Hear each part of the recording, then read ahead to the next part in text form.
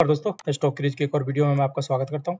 दोस्तों ये आपको एक चार्ट नजर आ रहा है, किसी भी शेयर का हो सकता है, किसी भी स्टॉक का हो सकता है। मैं आपको बता देता हूं, ये स्टॉक है फैक्ट का, ठीक है, फर्टिलाइजर कंपनी का है।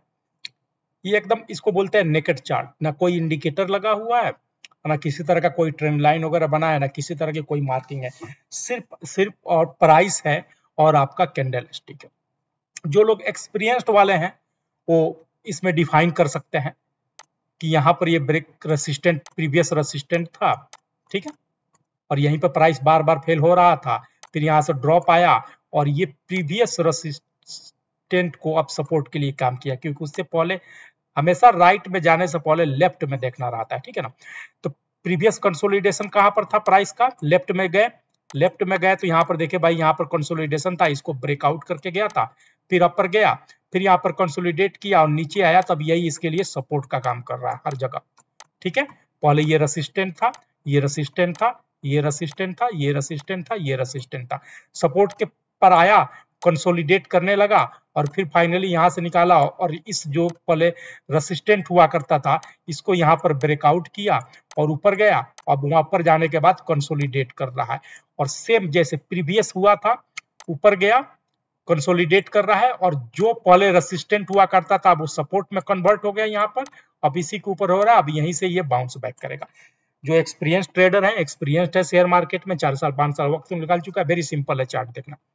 लेकिन जो लोग नए हैं, या ये जो चार्ट मूवमेंट था ये था स्टैटिक, ठीक है ना, तो ईएमए वगैरह लगाने के क्या बेनिफिट है, जैसे मैं ईएमए यूज करता हूं, जैसे दूसरा चार्ट मैं दिखा रहा हूं, ठीक है, दूसरी कंपनी का चार्ट है, इसमें देख रहे हैं चार्ट है, प्राइस एक्शन है और ये 3 लाइन है। ये 3 लाइन क्या है भाई, ये ईएमए का लाइन है, 3 ईएमए बोलते हैं हम इसको, ठीक है। 3 लॉन्ग डिस्टेंस की एक्सपोनेंशियल मूविंग एवरेजेस की लाइन है।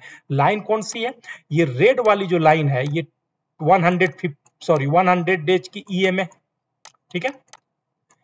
येलो वाली लाइन है ये 150 डेज की है और नीचे वाली जो लाइन है ये 200 डेज की ईएमए। ये तीनों एक्सपोनेंशियल मूविंग एवरेजेस है। अब इसमें आप देखेंगे तो इसमें एक आपको अलग ही नजर आएगा डिसीजन मेकिंग का। यहां पर आपको लग रहा है कि यहाँ पर नीचे आया हुआ है और रेड लाइन नीचे से गया, तो ये वर्क कैसे करता है वो मैं आपको समझाने की कोशिश कर रहा हूं यहाँ पर, ठीक है, कि कैसे 3 में वर्क करता है। देखिए, जब भी किसी भी स्टॉक में, कोई सा भी दुनिया का स्टॉक उठा लीजिए, जिस स्टॉक को भी आप जानते हो, चाहे जिस स्टॉक को भी जानते हो, आप देखो कि एक बार रेड लाइन नीचे आ गया है, ठीक है ना। पहला हमारा क्राइटेरिया क्या है, लिखना है रेड लाइन नीचे आ गया है। रेड लाइन नीचे के बाद आपको ऑटोमेटिकली नजर आएगा कि प्राइस टूटा हुआ है, अपने हाई से बहुत ज्यादा टूटा हुआ है, 40%, 45%, 50% टूटा हुआ है। हमेशा टूटता तो नहीं रहेगा, 10 स्टॉक में से 10 स्टॉक हमेशा टूटा हुआ नहीं रहेगा, वापस रिवर्सल आएगी, तो रिवर्सल हमको पकड़ना है, ठीक है ना।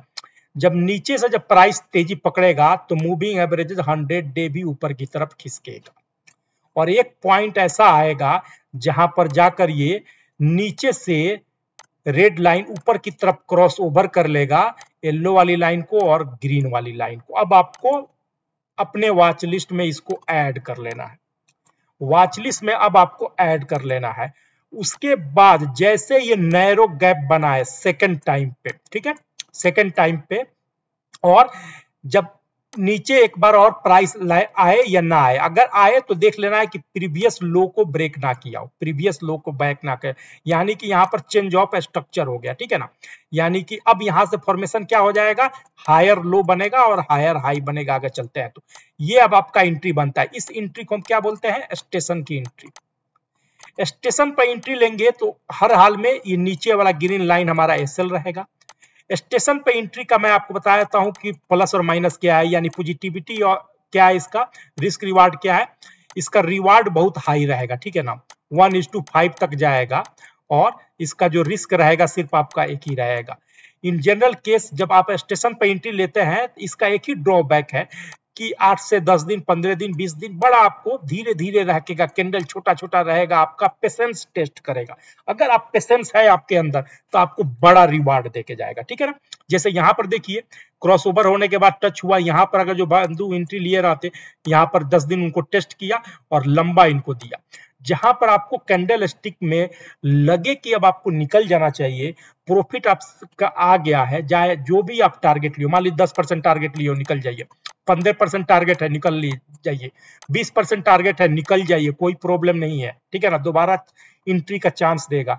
या आपका कैंडल स्टिक आपको समझ में आता हो कि ऊपर गया, अब ऊपर से रेजिस्टेंट फेस कर रहा है, बार बार नहीं जा रहा है, या पहचानने का दूसरा तरीका है कि रेड लाइन और प्राइस के बीच में काफी ज्यादा डिस्टेंस आ जाए, ठीक है, काफी ज्यादा डिस्टेंस आ जाए, तो एक बार प्रॉफिट बुक कर लीजिए, फिर वापस से आपको एंट्री का मौका देगा। समझ गए? जैसे यहां से निकले, ऊपर गए, प्रॉफिट का मौका दिया, निकल गए, फिर वापस आए, अब वापस आपको वेट करना है। अब देखिए जो लो बनाया है, इस लो को नहीं क्रैक किया, यानी कि आपको क्लियर कट नजर आ रहा है कि हायर लो है, ठीक है। यहां पर भी आपको प्राइस पैटर्न नजर आएगा डब्ल्यू का, या तो डब्ल्यू के नेकलाइन पर लीजिए, या जहां पर यहां पर तीनों का टच हुआ है यहां पर लीजिए और इसका एसएल लगा लीजिए, फिर वापस यहां तक गया। अब आपको क्लियर कट नजर आ रहा है कि यहां पर प्राइस रेजिस्टेंट ले रहा है, तो यहां पर एंट्री लेना बेवकूफी वाला चीज रहेगा। यहां पर एंट्री तब बनता है जब इसको ब्रेकआउट करे, जब यहां पर ब्रेकआउट करे तो हम क्या बोलते हैं इसको, ब्रेकआउट एंट्री, ठीक है ना। ब्रेकआउट एंट्री में कैंडल तो बड़ा बड़ा बनता है, लेकिन अगर इसमें ट्रैप हुए तो लॉस भी बड़ा होता है, क्योंकि एसएल बड़ा हो जाता है, ठीक है। अब सिमिलर मैं आपको सेम यही चीज मैं आपको नेकेड चार्ट में आपको समझाने की कोशिश करता हूं।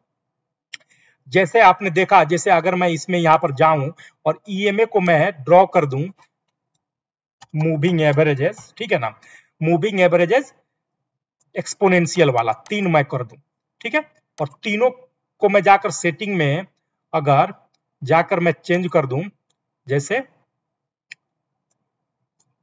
ये प्लॉट है और इनपुट इसमें मैं कर दूं 200 डेज का, ठीक है, ओके।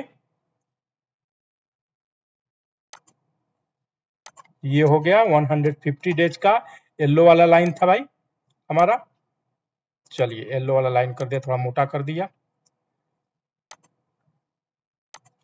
और तीसरा का था हमारा 100 का रेड वाला लाइन।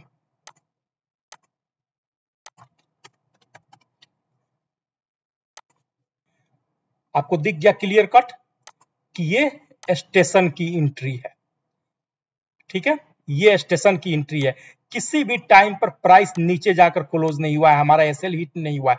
यहां पर जो लोग लेते हैं उनका टारगेट बड़ा मिलता है, ठीक है, और जो लोग ब्रेकआउट पर लेते हैं, जैसे ये अब आपका ब्रेकआउट रहा, ये रेसिस्टेंट फेस कर रहा था, रेसिस्टेंट फेस कर रहा था, रेसिस्टेंट फेस कर रहा था, यानी कि आप 900 रुपया पर एंट्री ले तो 905 और 10 रुपया पे तो आपको 1100 रुपया का टारगेट मिला, और यहां पर 700-750 के बीच में एंट्री लेते तो आपको टारगेट मिला 1100 का।